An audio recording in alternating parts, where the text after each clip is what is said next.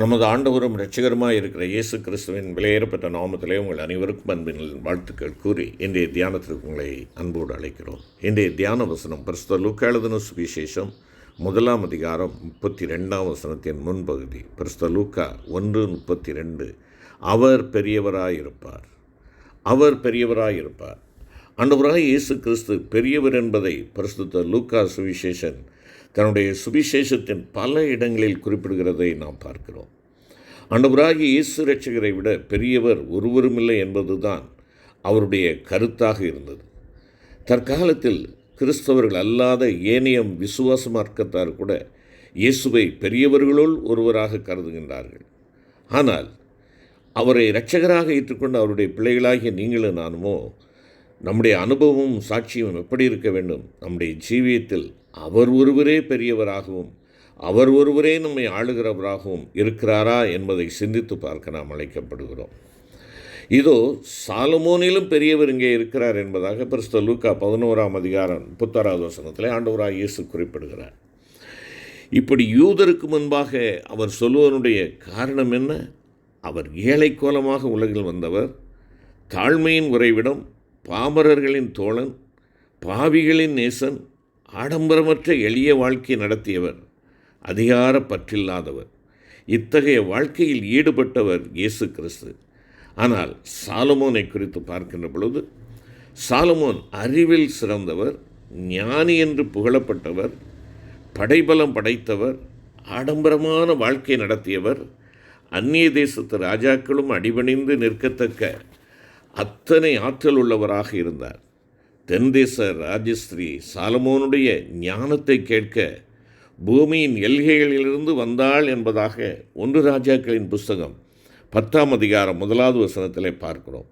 இப்படிப்பட்ட மகத்துவமுடைய மன்னனான சாலமோனை விட இயேசு கிறிஸ்து பெரியவர் என்று சொல்லப்படுவதற்கு காரணம் என்ன தெரியுமா? அருமையான கர்த்தருடைய பிள்ளைகளே, சாலமோன் கீர்த்தியுள்ள ஒரு யூத ராஜ்யத்தை நிலைநாட்டினான்.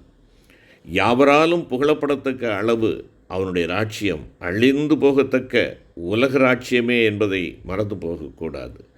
ஆனால் ஆண்டவராய் இயேசு கிறிஸ்துவோ அழிவில்லாத தேவ ராஜ்யத்தை நிலைநாட்ட இந்த உலகத்திற்கு வந்தார். என் ராஜ்யம் இந்த உலகத்திற்குரியது அல்ல என்று அவர் கூறினார். பரிசுத்த யோவான் 18:36 பார்க்கிறோம். அருமையான கர்த்தருடைய பிள்ளையே, ஆகையினாலே அவர் சாலமோனிலும் பெரியவர். அவர் சாலமோனிலும் பெரியவர். சாலமோனுடைய ராஜ்யத்திலே யுத்தம் உண்டு, சண்டை உண்டு. ஆனால் ஆண்டவராகிய இயேசு கிறிஸ்து ஏற்படுத்திய ராஜ்யத்திலே சண்டை இல்லை, சச்சரவு இல்லை, யுத்தம் இல்லை. அங்கே சந்தோஷம் உண்டு, சமாதானம் உண்டு. அது சத்தியத்தை குறித்து சாட்சி கொடுக்கின்ற ஒரு ராஜ்யம். அந்த ராஜ்யம் நம் ஒவ்வொருவருக்கும் இருக்க விரும்புகிறார் நம்முடைய ஆண்டவராகிய இயேசு கிறிஸ்து. அந்த ராஜ்யத்தின் பிரஜையாக நீங்களும் நானும் இருக்கின்றோமா? அந்த ராஜ்யத்தினுடைய அதிபர் ஆண்டவராகிய இயேசு கிறிஸ்துவே. மனிதனின் உள்ளத்தை ஆளுகிறவர் அவர். உன் உள்ளத்தையும் அவர் ஆண்டு நடத்துகிறாரா என்பதை அருமையான கர்த்தருடைய பிள்ளையே நீ சிந்தித்து பார்க்க நீ நானும் அழைக்கப்படுகிறோம். அப்படியானால் ஆண்டவராகிய இயேசு பெரியவர் என்று நீ நானும் தைரியமாய் சாட்சி பகர முடியும். அடுத்தபடி நாம் பார்ப்போம் என்றால் பரிசுத்த லூக்கா 11 அதிகாரம் 32 வசனத்திலே இதோ யோனாவிலும் பெரியவர் இங்கே இருக்கிறார் என்பதாக ஆண்டவராய் இயேசு கிறிஸ்து குறிப்பிடுகிறார். யோனா பிரஜாதிகளுக்குள்ளாக அனுப்பப்பட்ட ஒரு தீர்க்கதரிசி. நினிவேயின் ஜனங்கள் பாவத்தினால் அவர்கள் அழிவை சந்திக்கக்கூடிய ஒரு சூழ்நிலையில் அவர்களுடைய அழிவை விரும்பாத ஆண்டவராகிய கர்த்தர் இந்த யோனாவை நினிவேக்கு அனுப்பி அவர்கள் மனந்திரும்பும்படி பிரசங்கிக்கும்படியாக அவர் அனுப்பினார். இந்த யோனா பிரஜாதிகளுக்குள் அனுப்பப்பட்ட தீர்க்கதரிசி, நினிவேயின் ஜனங்கள் மனந்திரும்பும்படி ஏவின தீர்க்கதரிசி. 3 நாள் அளவும் மீனின் வயிற்றில் அற்புதமாய் காக்கப்பட்டவர். இந்த யோனா ஆண்டவராகிய இயேசு கிறிஸ்துவினுடைய உயிர்த்தெழுதலுக்கு முன்னடையாளமாகவும் நினிவேயின் மக்களுக்கு பிரசங்கியாகவும் இருந்தார். ஆனாலும் யோனாவினிடத்தில் கீழ்ப்படியாமை, எரிச்சல் ஆகிய குறைகள் காணப்பட்டன. தேவ சித்தம் மீறினான். தேவனுடைய அன்புக்கு எதிர்த்து நிற்கிறான். ஆனால் என் அன்புக்குரிய கர்த்தருடைய பிள்ளைகளே, ஆண்டவராகிய இயேசு கிறிஸ்துவோ மரித்தும் உயிர்த்தும் பிழைத்தும் இருக்கிறவர். கிறிஸ்துவோ மரித்தோரிலிருந்து எழுந்து நித்திரை அடைந்தவர்களின் முதற்பலனானவர் என்பதாக 1 கொரிந்தியர் 15:20 கூறுகிறது. உயிருள்ள இயேசு கிறிஸ்து நம்மையும் உயிர்ப்பித்திருக்கிறார். உயிரோடு இருக்கிறவராக நம் இருதயத்தில் அரசாளுகிறார். நான் பிழைத்திருக்கிறேன், நீங்களும் பிழைப்பீர்கள் என்றார். கிறிஸ்து உன்னில் பிழைத்திருந்தால், அதாவது உன் உள்ளத்திலிருந்து உன்னை நடத்தினால், அவர் பெரியவர் என்று நீயும் சொல்லக்கூடும் அல்லவா? நீ சொல்லும் தைரியத்தை உடையவனாக நீயும் நானும் காணப்படுகிறோமா? அடுத்தபடியாக நாம் பார்க்கின்ற பொழுது ஆண்டவராகிய இயேசு கிறிஸ்து தேவாலயத்திலும் பெரியவர் என்பதாக ஆண்டவருடைய வார்த்தையை சொல்கிறது. தேவாலயத்திலும் பெரியவர். மத்தேயு 12:6 அதை பார்க்கிறோம். யூதர்கள் தேவாலயத்தை மிகவும் கண்ணியமாய் மதித்தார்கள்.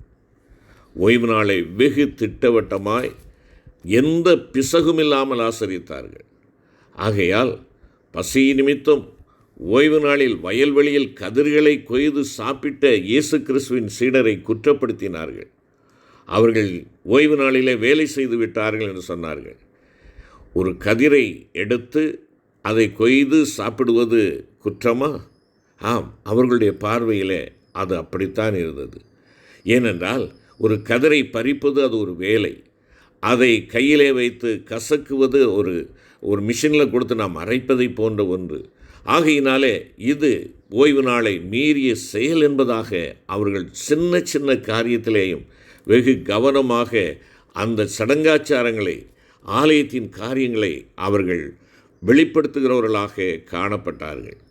அருமையான கர்த்தருடைய பிள்ளைகளே, ஆண்டவராகிய இயேசு கிறிஸ்துவனுடைய சீடரை அவர்கள் குற்றப்படுத்தினார்கள். அப்பொழுது ஆண்டவர் என்ன சொன்னார் அவர்களை பார்த்து? பசி நிமித்தம் தாவீது தேவாலயத்தில் செய்த ஒரு செய்கையை எடுத்து கூறி, அதாவது 1 சாமுவேலின் புஸ்தகம் 21ஆம் அதிகாரம் முதல் 6 வசனங்களிலே குறிப்பிடுகிற அந்த சம்பவத்தை ஆண்டவர் இங்கே கோடிட்டு காட்டுகிறார். ஆசாரியர்கள் மாத்திரம் சாப்பிடக்கூடிய தேவ சமூகத்து அப்பத்தை அகிமெலேக்கு தாவீதுக்கும் அவரோடு இருந்தவர்களுக்கும் கொடுத்தார். சடங்காச்சாரத்தை விட பசியாற்றுவதும் உயிரை காப்பாற்றுவதும் முக்கியம் என்பதாலும், அன்பு கூற வேண்டும் என்பது மற்ற கட்டளைகளை விட சிறப்பானது என்பதாலும் அவ்விதமாக செய்தார் என்று சொல்லி நாம் அங்கே பார்க்கிறோம். இந்த நிகழ்ச்சியை ஆண்டவராய் இயேசு கிறிஸ்து பரிசுத்த மத்தேயு 12ஆவது அதிகாரத்திலே குறிப்பிட்டு, இரக்கம் காட்டுவது பலியை விட, கட்டளைகளை விட மேலானது என்பதாக கூறினார். அருமையான கர்த்தருடைய பிள்ளைகளே, ஆம், இங்கே இந்த நிகழ்ச்சியை நாம் பார்க்கின்ற பொழுது ஆண்டவராகிய கர்த்தர் தாவீதை தண்டிக்கவில்லை என்று பார்க்கிறோம். சீடர்களை குற்றம் சாட்டினால் தாவீதையும் குற்றவாளி என்று கூற வேண்டும் என்பதை உணர்த்தினார் அவர்களுக்கு. ஆண்டவராகிய இயேசு கிறிஸ்து சட்டத்திட்டங்களை எதிர்த்து பேசவில்லை. அவைகளை செயல்படுத்தும் போது இரக்கத்தோடு செயல்பட வேண்டும் என்று எடுத்துரைத்தார். அருமையான கர்த்தருடைய பிள்ளைகளே, இன்று நீங்களும் நானும் ஆலயத்தை நாம் வெகுவாக நேசிக்கிறோம். ஆலயத்தின் காரியங்களிலே ஈடுபடுகிறோம். தவறு என்று சொல்லவில்லை, நிச்சயமாக செய்ய வேண்டும். நம் தேவன் ஆராதிக்கப்படுகின்ற இடம். ஆனால் தேவனுக்கு பிரியமானது ஆலயத்தை விட பெரியவராக இருக்கிற அவர் என்னுடைய வாழ்க்கையில் இருக்கிறாரா? தேவாலயத்தை நேசிக்கிற நான் தேவாலயத்திலும் பெரியவராக இருக்கிற என் ஆண்டவர் என்னால் நேசிக்கப்படுகிறாரா? என்னால் கனப்படுத்தப்படுகிறாரா? என்னால் நம்பிக்கைக்குரியவராக நான் அவரை நம்பும் கண்மலையாக எனக்கு இருக்கிறாரா? அவருடைய தெய்வீக சுபாவத்தை நான் வெளிப்படுத்துகிறவனாக இருக்கிறேனா? நீங்களும் நானும் தேவனுடைய ஆலயம். இந்த ஆலயத்தின் பெரியவர் என் குட்டி இருதயத்திலே வந்து தங்குவதற்கு நான் இடம் கொடுத்திருக்கிறேனா? அருமையான கர்த்தருடைய பிள்ளைகளே, அந்த தாவீது வயல்வெளியில் அல்ல, தேவாலயத்தில் செய்த இந்த காரியம் சரியென்று நீங்கள் ஒப்புக்கொள்ளுவீர்கள் என்றால் நீங்கள் ஏன் ஏழை சீடர்களை குற்றப்படுத்த வேண்டும் என்பதாக ஆண்டவராய் இயேசு கிறிஸ்து கூறுகிறார். இதை அவர் உறுதிப்படுத்தத்தக்கதாக 2 பெரிய சத்தியங்களை வெளிப்படுத்தினார். ஆண்டவராய் இயேசு கிறிஸ்து ஓய்வு நாளுக்கும் ஆண்டவர், தேவாலயத்திலும் பெரியவர். இவைகளை பற்றிய சட்டங்களின் சரியான பொருள் அவருக்கே தெரியும். அவரே ஓய்வு நாளுக்கும் தேவாலயத்துக்கும் அதிகாரி என கூறிய போது அவர்கள் எதிர்பேசக்கூடாதவர்களாக அந்த இடத்தை விட்டு கடந்து சென்றார்கள். அருமையான கர்த்தருடைய பிள்ளைகளே, ஆண்டவராய் இயேசுவே ராஜாதி ராஜா, கர்த்தாதி கர்த்தா, சாலமோனிலும் பெரியவர். அவரே உலகில் தோன்றிய மகா பெரிய தீர்க்கதரிசி, பெரிய சர்க்குரு. ஆகையால் யோனாவிலும் பெரியவர் அவரே. ஓய்வு நாளை ஏற்படுத்தியவரும் தேவாலயத்தில் ஆராதிக்கப்படத்தக்கவருமாயிருக்கிறவர் அவர் ஒருவரே. அவரை மகா பெரியவராக ஏற்று அவரை உண்மையோடு சேவிக்க நீங்களும் நானும் நம்மை அர்ப்பணிப்போமா? அன்பின் கர்த்தாவே, நீர் எல்லாவற்றிலும் பெரியவராக இருக்கிறீர்.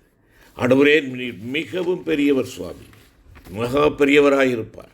ஆம் ஆண்டவரே, நீர் சாலமோனிலும் பெரியவராக இருந்து சாலமோனு கிடைக்காத மகிமைகளையும் எங்களுக்கு நீர் கொடுக்கிறவராக இருக்கிறீர். ஆண்டவரே, சந்தோஷம் சமாதானத்தை கொடுக்கிறீர்.